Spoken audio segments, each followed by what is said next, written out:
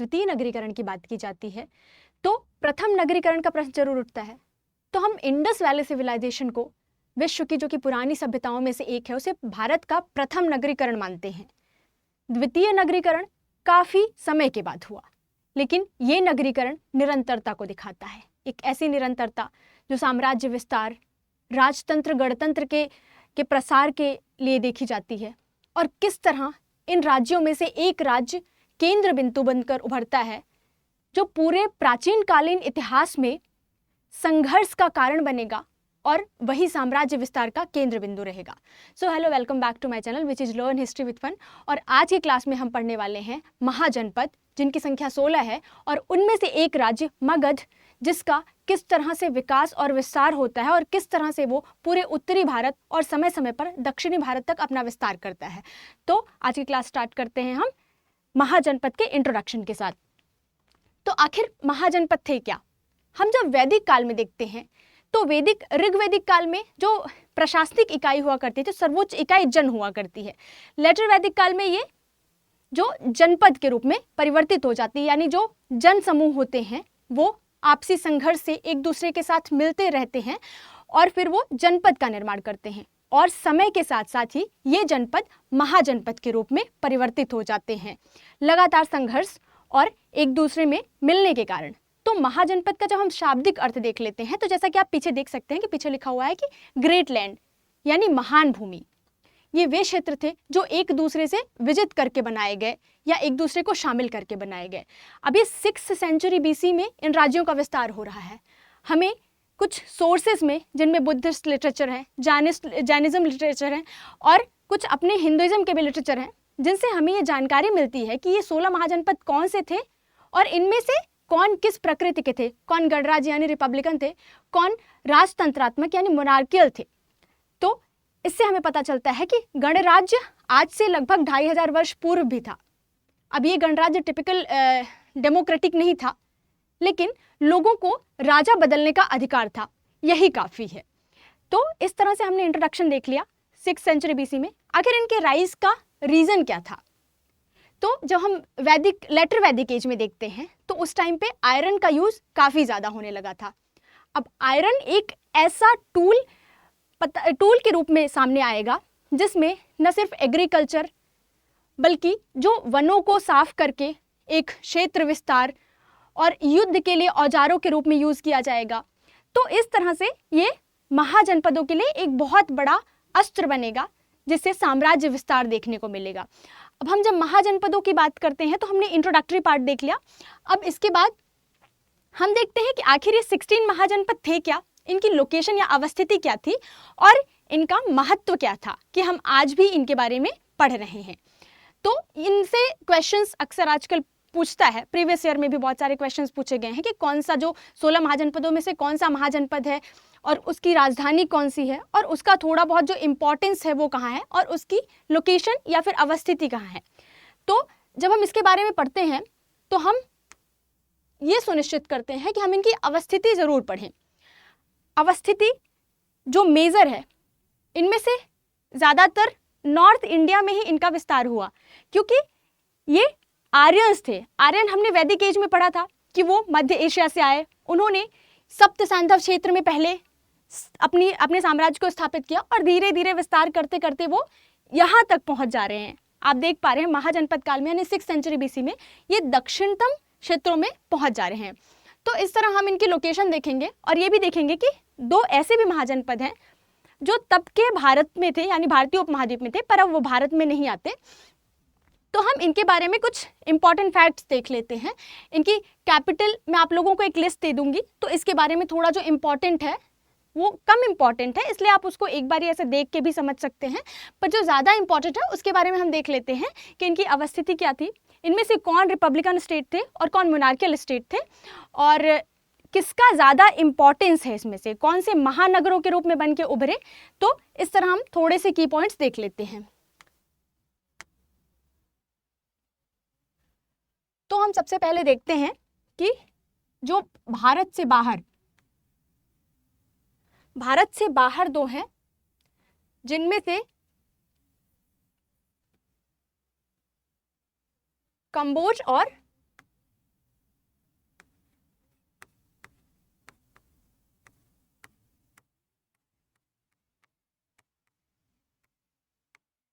कंबोज और गांधार है, और ये दोनों हैं पाकिस्तान में, वर्तमान पाकिस्तान में।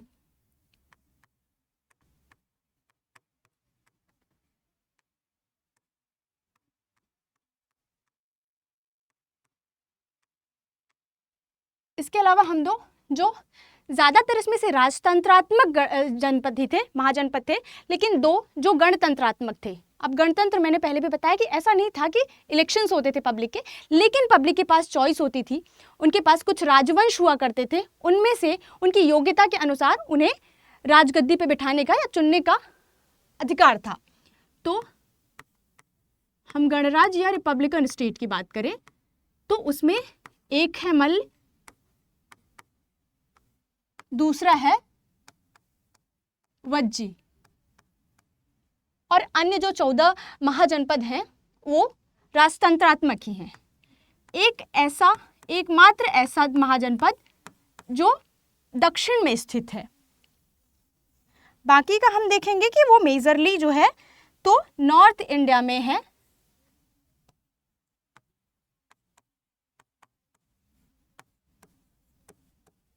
दक्षिण में स्थित जो महाजनपद है उसका नाम अशमक है और उसकी कैपिटल है पोटली। तो इस तरह से हमने ये 3 पॉइंट्स देख लिए कि ये दक्षिण में जो है अशमक है। ये प्रश्न पूछा जा चुका है कि दक्षिण में कौन सा एक महाजनपद अवस्थित है, और इसके अलावा गणराज्य का भी क्वेश्चन पूछता है। और हम जब महानगरों की बात करते हैं, कुछ महानगरों का जिक्र मिलता है कि महाजनपद में कौन से महानगर थे, तो उनमें से एक है काशी,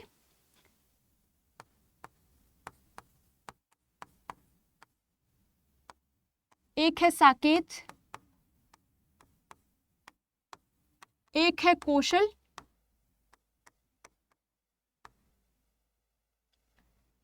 ये जो थे ये महानगर थे। जैसे आज हम दिल्ली, बंबई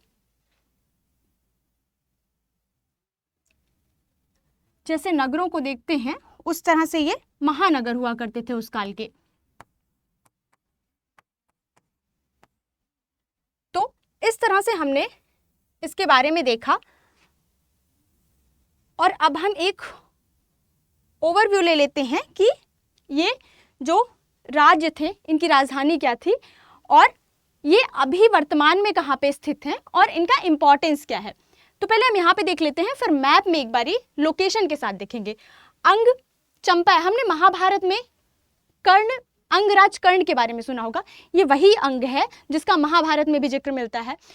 दूसरा देखेंगे मगध, जिसके बारे में हम बहुत डिटेल से पढ़ेंगे कि किस तरह मगध ने बाकी महाजनपदों को अक्वायर कर लिया, मतलब उनको जीत लिया, और मगध में टाइम टू टाइम एक एक महाजनपद करके आसपास के जितने भी महाजनपद थे उनको अपने आप में शामिल कर लिया, और मगध एक एपी सेंटर बन के उभरता है कि किस तरह उस क्षेत्र से पूरे भारत पर शासन किया जाता है या भारतीय उपमहाद्वीप पर शासन किया जाता है। इसके बाद काशी, काशी हम सभी जानते हैं, भोलेनाथ की नगरी, वही काशी है ये, जिसकी कैपिटल वाराणसी हुई, ये वर्तमान में उत्तर प्रदेश में है, और ये टेक्सटाइल और हॉर्स मार्केट के लिए फेमस हुआ करती थी तब। चौथा है वत्स, वत्स कौशाम्बी, ये भी यूपी में है, प्रयागराज के आसपास। इसके अलावा कौशल, श्रावस्ती, यूपी। अब आप देख रहे हैं कि इसमें से ज्यादातर महाजनपद जो है उत्तर प्रदेश या फिर बिहार में है ना। तो इसका जो ये आर्यों का जो इन्वेजन हुआ, तो मेजर जो एक्सपांशन है वो नॉर्थ इंडिया की तरफ ही रहा। उसके बाद अवंती है, मध्य प्रदेश, मध्य प्रदेश के उज्जैन में, महाकाल की नगरी में अवंती राज्य हुआ तब का, जो basically religious point of view से उस टाइम पे इंपॉर्टेंट है। हम देख रहे हैं कि 6th सेंचुरी BC में रिलीजियस मूवमेंट देखने को मिलते हैं, जिनमें से जैनिज्म, बुद्धिज्म। तो जो अवंती महाजनपद हुआ वहां पे बुद्धिज्म का स्प्रेड बहुत ज्यादा हुआ। इसके बाद हम देखते हैं मल्ल, ये भी अगेन उत्तर प्रदेश में, मल्ल की राजधानी पावा और कुशीनगर दोनों रही है। और हमने पहले भी पढ़ा, मल्ल और वज्जी 2 रिपब्लिकन स्टेट यानी गणराज्य थे। इसके बाद हम चेदी को देखते हैं। चेदी ये मध्य प्रदेश और उत्तर प्रदेश के दोनों भागों में विस्तृत था, जिसे बुंदेलखंड का क्षेत्र बोलते हैं, जहाँ पे बाद में कई रूलर्स का भी रूल रहेगा, चंदेलाज वगैरह शासन करते हैं। तो उसकी राजधानी शुक्तिमती थी। अब चेदी को कुछ जगह चेती लिख के दिया जाता है, ये DI की बजाय TI लिखा, पर एक ही है वो। उसके बाद कुरु है, कुरुक्षेत्र, हम सब ने महाभारत का युद्ध देखा या सुना होगा, वो ये वही कुरुक्षेत्र है। इसकी जानकारी भी हमें महाभारत से मिलती है। इसके अलावा पांचाल, ये भी महाभारत में इसका जिक्र मिलता है। इसकी राजधानी का अहिक्षत्र और काम्पेल रही है। मत्स्य विराटनगर ये राजस्थान में पाया गया है ये क्षेत्र। उसके अलावा अगेन सूरसेन मथुरा उत्तर प्रदेश में, और अशमक जैसे कि मैंने बताया साउथ क्षेत्र का एकमात्र पार्ट जो तेलंगाना में है अवस्थित है। उसके अलावा गांधार ये पाकिस्तान में है, अभी वर्तमान पाकिस्तान में है, पर तब के भारतीय उपमहाद्वीप का हिस्सा था। तो इस तरह हमने एक ओवरव्यू ले लिया। ये 16 महाजनपदास के विजुअल्स हैं कुछ। और जब हम 16 महाजनपदास के बारे में देखते हैं तो उस टाइम पे उस काल का संबंध जो है तो जैनिज्म और बुद्धिज्म से भी रहा है, तो वो बुद्ध के काल से भी जुड़ा हुआ है वो। अब हमने बोला कि इन सब में से सबसे पावरफुल कौन सा राज्य या जनपद हुआ, तो वो था मगध। मगध एक ऐसा एपिसेंटर बना जहां से अभी ये द्वितीय नगरीकरण की का आरंभ बस नहीं होगा, बल्कि ये थ्रू आउट द हिस्ट्री ये एक बहुत इंपॉर्टेंट सेंटर रहेगा जहां से और जहां के लिए लगातार शासकों में संघर्ष चलता रहेगा। तो मगध आखिर 16 महाजनपदों में से मगध ही क्यों उभरा? और भी तो थे, काशी था, वत्स था, मल्ल और वज्जी तो गणराज्य भी रहे हैं, वहां पे तो ज्यादा प्रोग्रेस होना चाहिए। पर नहीं, हर चीज अपने हिसाब से नहीं विकसित या फिर एक्सपांड हो जाती, विस्तृत हो जाती, बल्कि उसके लिए बहुत सारे रीजंस चाहिए रहते हैं, बहुत सारी स्थितियां परिस्थितियां उसके फेवर में हो, तभी उसका ज्यादा अच्छे से फ्लरिशमेंट होता है। मगध के केस में ऐसा ही था। आखिर मगध कैसे एक शक्तिशाली महाजनपद या शासक के रूप में उभरा? तो सबसे पहला कारण हम देखते हैं कि उसकी भौगोलिक अवस्थिति। हम मराठा एम्पायर के बारे में देखते हैं कि वो जो हमारा स्वराज था उसे मुगल कभी एक्वायर क्यों नहीं कर पाए, जबकि मराठास के पास तो इतनी बड़ी सेना भी नहीं थी। उसका एक बहुत इंपॉर्टेंट रीजन था ज्योग्राफी। सतपुड़ा के दक्षिण में उनकी अवस्थिति थी। दिल्ली से सतपुड़ा रेंज को क्रॉस करना थोड़ा सा मुगल आर्मी के लिए मुश्किल हो जाता था। इसी का फायदा मराठा एम्पायर ने उठाया। सेम केस हम देखते हैं मगध के साथ। भौगोलिक अवस्थिति, एक तरफ गंगा यमुना बह रही है, एक तरफ विंध्यन रेंज है, तो ये जो लोकेशन थी, और विंध्यन रेंज से फायदा क्या हुआ? वो जो पहाड़ी क्षेत्र थे वहां पे वनों की अधिकता थी, लकड़ी की उपलब्धता, पशुओं की उपलब्धता, हाथी जैसे पशु, जिसका बहुत ज्यादा महाजनपद मगध में यूज देखने को मिलता है कि सेना के रूप में। कुछ जो ट्रैवलर्स या फिर हिस्टोरियंस हैं वो बहुत अच्छे से व्याख्या करते हैं कि ये सेना कितनी बड़ी हाथियों की सेना हुआ करती थी। उसके अलावा वाटर रिसोर्स के रूप में नदियां चारों तरफ, गंगा के किनारे सारे, ये ज़्यादातर जो ये मगध का ज़्यादातर क्षेत्र जो है वो गंगा यमुना और सोन नदियों के आसपास है। तो एक ये मेजर रीजन हो जाता है जो उसकी ज्योग्राफी है, यानी ज्योग्राफिकल लोकेशन। और दूसरा पॉइंट होता है तांबे और लोहे का यूज। लोहा मैंने बताया कि महाजनपदों के लिए एक बहुत इंपॉर्टेंट टूल साबित होता है। अब लोहा टूल कैसे साबित होता है? तो ये औजारों के रूप में, और जो अस्त्र शस्त्र होते थे उसके रूप में। औजार ये कृषि के लिए यूज हुए, अस्त्र शस्त्र ये राज्य विस्तार या फिर अपनी शक्ति को बढ़ाने के लिए किए गए। हमने देखा था लेटर वैदिक काल में लोहे का ठीक ठाक प्रयोग होने लगा था। इस काल में सर्वाधिक प्रयोग होगा लोहे का, जिसकी वजह से मगध साम्राज्य बनकर उभरेगा। शासक शक्तिशाली हुए क्योंकि उनके पास औजार और बड़ी सेना अब आ गई। तो मगध राज्य अपने आसपास के राज्यों पे अटैक करेगा और उनको अपने आप में मिलाते जाएगा। अब हम आगे देखेंगे कि जो मगध के शासक हुए उनकी नीतियां क्या रहीं। कुछ वैवाहिक संबंध स्थापित करके, कुछ उन्हें डरा कर, और अन्य कई तरीकों से वो टाइम टू टाइम अपने आप में इन राज्यों या महाजनपदों को मिलाते रहेंगे। अब सबसे कृषि अधिशेष का मेन रीजन वही है लोहे का प्रयोग। लोहे का प्रयोग होना स्टार्ट हुआ, उन्हें औजार मिले, कृषि में वृद्धि हुई, जगहों को साफ किया, वनों को साफ किया लोहे के औजारों से, और वहां पे कृषि करना शुरू कर दिया। कृषि में जब हल का उपयोग हुआ, लोहे के हल का, आसानी से कृषि की जा सकी और अच्छे से अच्छा अनाज उगाया गया और कृषि अधिशेष हुआ। कृषि अधिशेष हमेशा व्यापार को बढ़ावा देती है और व्यापार आर्थिक समृद्धि को। तो इसी एक साइकिल की वजह से मगध एक बहुत बड़ा साम्राज्य बनकर उभरा। और सबसे अंतिम पर सबसे इंपॉर्टेंट रोल, अगर आपके पास रिसोर्सेज हैं पर आपके क्षेत्र के जो शासक हैं उनमें योग्यता नहीं है तो उसका कुछ नहीं किया जा सकता, राइट। हमारे पास कितने भी रिसोर्सेज हैं, हमारे में विल नहीं है करने की या फिर हमारे में योग्यता नहीं है करने की, तो वो चीज़ ये यूजलेस है। तो आपके रिसोर्सेज यूजफुल तब हो जाते हैं जब आपके एफर्ट्स और आपकी जो मेहनत होती है वो हो इक्वल, मतलब सही डायरेक्शन में। शासकों के साथ भी वही रोल था। मगध में जो शासक हुए समय समय पर, आरंभिक जो शासक हुए वो थोड़ा कम पावरफुल रहे, पर जैसे ही हम देखेंगे कि ये एक बेस तैयार कर देंगे, एक स्ट्रॉन्ग बेस, जिसकी वजह से फिर मगध रहेगा कि सिर्फ भारत नहीं बल्कि इन्वेडर्स भी आएंगे और उनका टारगेट मगध रहेगा कि हम मगध पर शासन करेंगे और यहाँ पे शक्तिशाली शासक के रूप में दिखेंगे। तो शासकों की भूमिका एक इतना इंपॉर्टेंट रोल है कि हम इसके बारे में डिटेल से पढ़ेंगे। तो हमने देख लिया कि मगध ही क्यों, है ना, इतने 16 महाजनपदों में से मगध ही क्यों एक इतने शक्तिशाली शासन के रूप में उभर रहा है। अब हमने बोला मगध में राजवंशों की वजह से ही ये एक्सपांशन हुआ मगध का। तो हम सबसे पहले देख लेते हैं कि किस डायनेस्टी का कितना इंपॉर्टेंस रहा कि हम मगध के बारे में अभी तक भी पढ़ते हैं। तो सबसे पहली डायनेस्टी हुई हर्यक वंश। अब हम देखेंगे कि इसे पितृहंता वंश भी बोला जाता है। भारतीय इतिहास में ये पहला वंश हुआ जिसमें किसी भी शासक का पुत्र पद के लिए या शासन के लिए अपने पिता की हत्या कर देता है। तो बिंबिसार सबसे पहला शासक हुआ जिसे मगध का संस्थापक भी बोला जाता है, मगध साम्राज्य का। उसके बाद उसका ही पुत्र अजातशत्रु होगा जो अपने पिता की हत्या करके गद्दी पर बैठता है। उसके बाद जो इन्होंने अपने पिता के साथ किया कर्म लौट कर आता है और उनके पुत्र उदयन अजातशत्रु की हत्या करके वो भी गद्दी पे बैठ जाते हैं। इसके बाद उदयन के बाद नंदी, मतलब एक दो और शासक रहे, नंदीवर्मन हर्यक वंश के अंतिम शासक हुए जिनको उनके अमात्य ने या तो पदच्युत कर दिया। अलग अलग मतभेद मिलते हैं, कुछ का मानना है कि उसे पदच्युत करके स्वयं गद्दी पर बैठ गया, पर अधिकांश मत ये मानता है कि उनकी हत्या करके और फिर वो गद्दी पर बैठा। कौन? शिशुनाग, और उसने शिशुनाग वंश की स्थापना की। शिशुनाग के बाद काकवर्ण या फिर इसे कालाशोक भी बोला जाता है। उसके बाद इसमें कई शासक हुए और अंतिम शासक को महापद्मनंद यानी नंद वंश का शासक, ये एक बहुत दिलचस्प वंश है।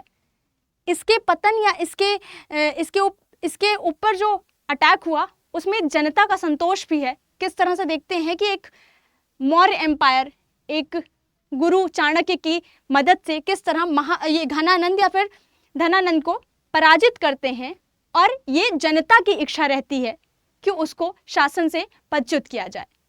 तो इस तरह से हमने एक ओवरव्यू देख लिया। अब हम इन शासकों के बारे में जो क्वेश्चंस पूछे जाते हैं उसके बारे में हम थोड़ा सा देख लेते हैं। तो सबसे पहले हमने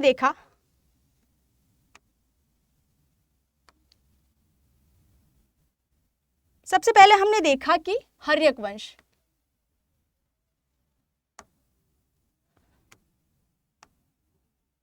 हर्यक वंश जिसे पितृहंता वंश भी बोला जाता है, उसके बारे में हम थोड़ा सा देख लेते हैं।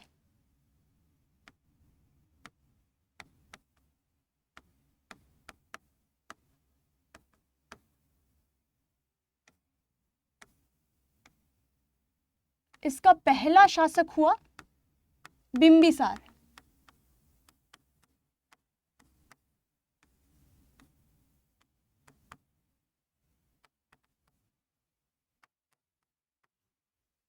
इसे मगध साम्राज्य का संस्थापक भी बोला जाता है, यानी इसी ने मगध पर पहले शासन व्यवस्था की स्थापना की, इसीलिए इसे संस्थापक भी माना जाता है। अब हम हर्यक वंश का टाइम पीरियड देख लेते हैं। तो ये है 544 से 412 BCE। ये सब बिफोर क्राइस्ट ही चल रहा है। बिंबिसार के बारे में इंपॉर्टेंट क्या है, तो वो वास्तविक संस्थापक माना जाता है।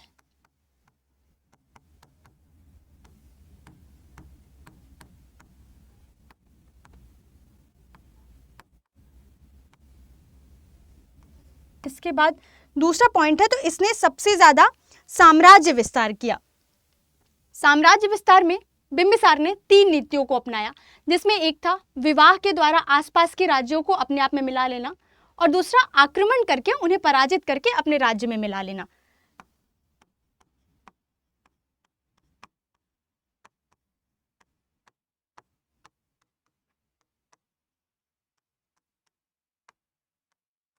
अब वैवाहिक संबंध की बात करते हैं तो उसमें सर्वप्रथम है महाकोशला से विवाह किया उसने और कौशल क्षेत्र को प्राप्त किया। उसके अलावा जो पंजाब का क्षेत्र है जिसे मद्र क्षेत्र बोला जाता है, वहां भी उसने वैवाहिक संबंध के द्वारा भी विस्तार किया और इस तरह से उसने एक दो राज्यों को युद्ध के माध्यम से अपने आप में यानी मगध में शामिल कर लिया। इसके बाद जो दूसरा यानी उसका पुत्र जिसने इसकी हत्या कर दी शासन प्राप्ति के लिए, उसे अजातशत्रु बोला जाता है। ये इसका पुत्र हुआ और इसने शासन प्राप्ति के लिए अपने पिता की हत्या कर दी। अब अजातशत्रु के बारे में एक सबसे इंपॉर्टेंट चीज ये है कि इसके समय में फर्स्ट यानी प्रथम बौद्ध संगीति हुई। बौद्ध संगीति क्या, जब हम बौद्धिज्म पढ़ते हैं तो हम देखेंगे कि बौद्ध धर्म के एक्सपांशन के लिए समय समय पर बौद्ध संगीतियां हुई, जिसमें बुद्धिस्ट मॉन्क जो रहते थे वो इस तरह की चर्चाएं करते थे और अपने धर्म या फिर जो सिद्धांत थे उनके एक्सपांशन के लिए बहुत सारे प्रयास करते थे। तो ये सबसे इंपॉर्टेंट चीज अजातशत्रु के बारे में ये है कि इसने बौद्ध इसके टाइम पे बौद्ध संगीति हुई पहली। और दूसरा पॉइंट है कि इसने भी काशी क्षेत्र को प्राप्त किया। कैसे? अपने पिता की तरह ही वैवाहिक संबंध से। इसने प्रसेनचित्र की पुत्री से यानी जो काशी क्षेत्र का शासक था उसकी पुत्री से विवाह करके काशी क्षेत्र को शामिल किया मगध में।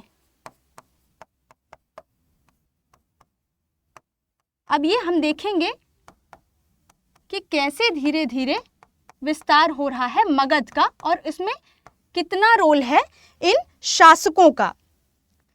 अब इसके बाद ये दो शासक हो गए हर्यक वंश के। तीसरा शासक जिसके बारे में हमें इंफॉर्मेशन मिलती है वो है उदयन या उदयन।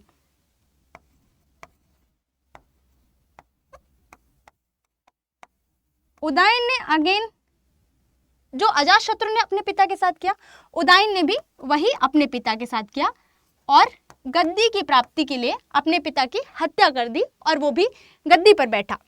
और उदयन के बारे में इंपॉर्टेंट सिर्फ यही है कि उसने पाटलिपुत्र नामक राज्य की स्थापना की, शहर के नगर की स्थापना की और उसे अपनी राजधानी बनाया। पाटलिपुत्र जो कि मगध की राजधानी रही है काफी टाइम तक और वो एक जो ज्योग्राफिकल लोकेशन है उसको कैपिटल बनाने का मेन रीजन है क्योंकि वो सेफ और रिसोर्सेज से भरपूर रीजन है जो पाटलिपुत्र का क्षेत्र है। तो पाटलिपुत्र को वो राजधानी बनाता है, पहले उसे नगर के रूप में स्थापित करता है, फिर उसे राजधानी बनाता है। तो इस तरह हमने एक हर्यक डायनेस्टी के बारे में ओवरव्यू ले लिया। और उदयन के बारे में ऐसा कहा जाता है कि ये जैन धर्म मतानुयायी था। तो हर्यक वंश के बारे में देख लिया हमने। इसका अंतिम शासक जो था वो नंदीवर्मन था, जो हम आगे देखेंगे कि जो शिशुनाग वंश है उसकी स्थापना कैसे होगी, तो नंदीवर्मन की हत्या करके होगी। यानी उसका अमात्य जो है वो उसकी हत्या करके मगध पर अपना शासन स्थापित करेगा। तो इस तरह से हम शिशुनाग वंश के बारे में थोड़ा सा देख लेते हैं कि इसका आखिर इंपॉर्टेंस क्या रहा है।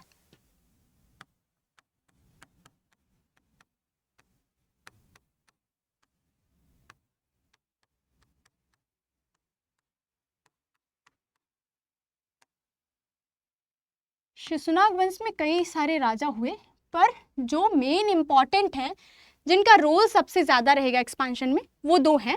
एक स्वयं शिशुनाग है जिसने अपने नाम पर इस राज्य की स्थापना की। दूसरा है उसका पुत्र कालाशोक, जिसे जिसे जिसे काकवर्ण भी बोला गया है पुराणों में।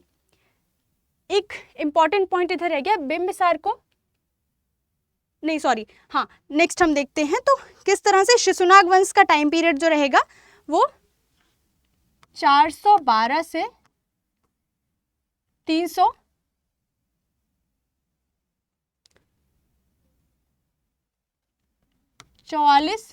BC तक रहेगा। तो हम सबसे पहले देखते हैं शिशुनाग। शिशुनाग के बारे में सबसे इंपॉर्टेंट ये है कि उसने अपनी राजधानी यानी कैपिटल जो है, जो कि उदयन ने पाटलिपुत्र बनाई थी, वो परिवर्तित करके वैशाली बना देगा।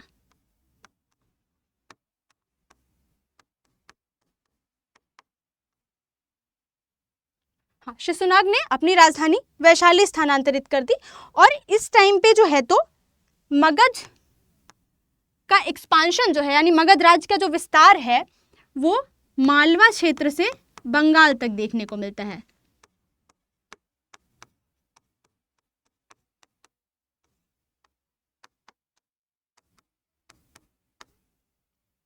हमने शिशुनाग वंश के बारे में देख लिया। दूसरा इसमें जो इंपॉर्टेंट शासक है वो है कालाशोक, या फिर इसे कुछ ग्रंथों में काकवर्ण भी बोला जाता है। ठीक है, अब इसके बारे में एक इंपॉर्टेंट चीज ये है कि इसके टाइम पे दूसरी बौद्ध संगीति हुई।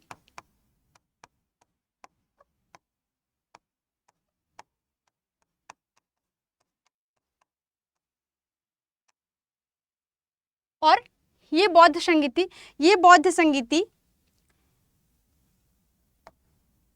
अच्छा, इसने अपनी कैपिटल वैशाली से वापस से बदलकर पाटलिपुत्र को कर लिया।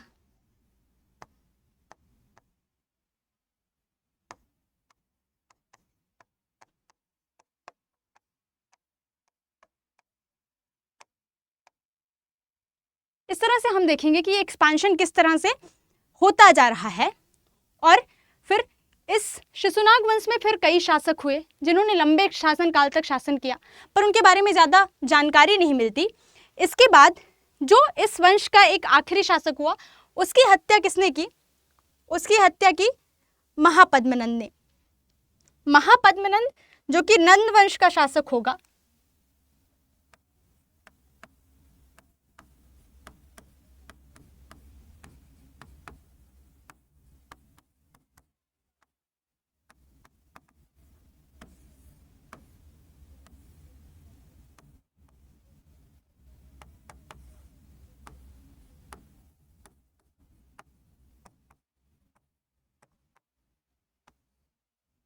महापद्मनंद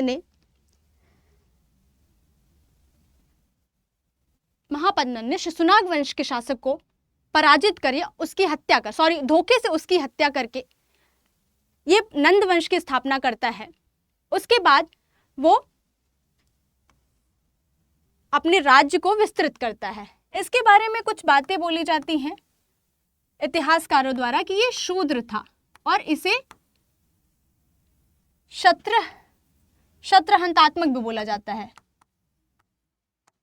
और इसे भार्गव, इसकी उपाधियां बेसिकली ये हैं कि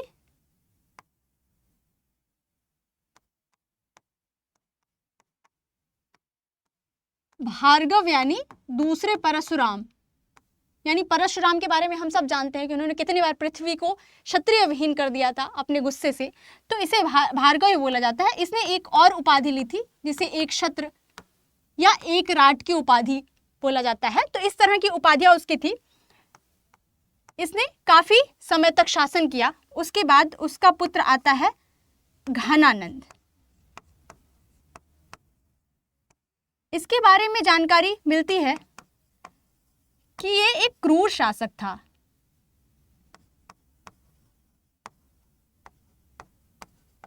क्रूर शासक कैसे था? अब एक राजतंत्रात्मक व्यवस्था में अगर जनता आपसे असंतुष्ट है और आप बहुत अधिक से अधिक कर लगा रहे हैं, तो फिर वो एक ऐसा शासन हो जाता है जिसमें जनता असंतुष्ट है, तो अराजक शासन के रूप में उसे देखा जाता है। तो घनानंद के बारे में यही है कि एक अराजक शासक था क्योंकि इसने अत्यधिक कर लगाया था। तो जनता स्वयं ये चाह रही थी कि इसे हटा दिया जाए। इसी का फायदा उठाकर कुछ इतिहासकारों का मानना है कि जो चाणक्य थे उनकी निंदा की गई थी, यानी उनको अपमानित किया गया था।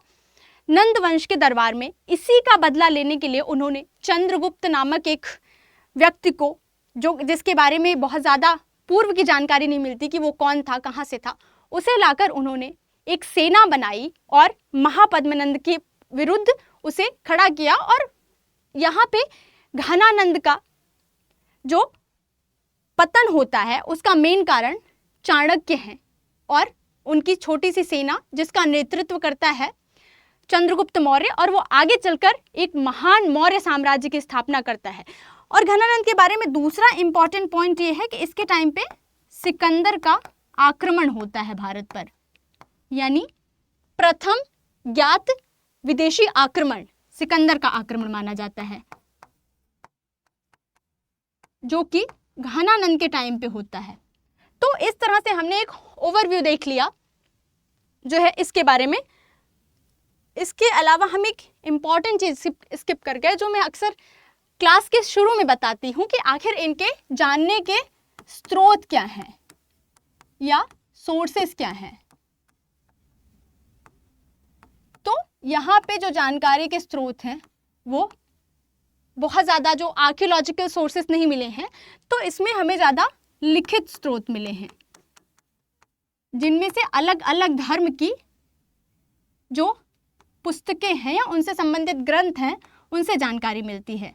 जिनमें से पहला है बौद्ध ग्रंथ। बौद्ध ग्रंथ, जैन ग्रंथ, ये दो मेजर ग्रंथ हैं जिनसे हमें इनके बारे में जानकारी मिलती है।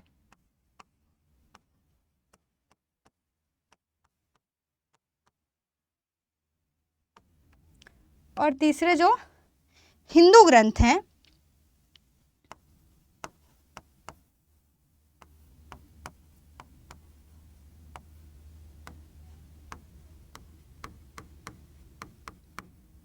अंगुत्तर निकाय एक बुद्धिस्ट ग्रंथ है,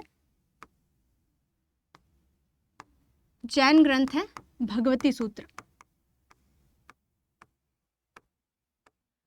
अच्छा, हम इसे सबसे ज़्यादा एक्यूरेट मानते हैं। हमें और भी बहुत जगहों से इन जो महाजनपदाज हैं इनके बारे में जानकारी मिलती है, पर उसमें जो महाजनपदों की संख्या है वो अलग अलग बताई जाती है। ये जो सोर्सेस हैं इनमें महाजनपदों की संख्या 16 बताई जाती है और ज़्यादा एक्यूरेसी के साथ बताई जाती है, इसीलिए हम इनको ज़्यादा एक्यूरेट मानते हैं।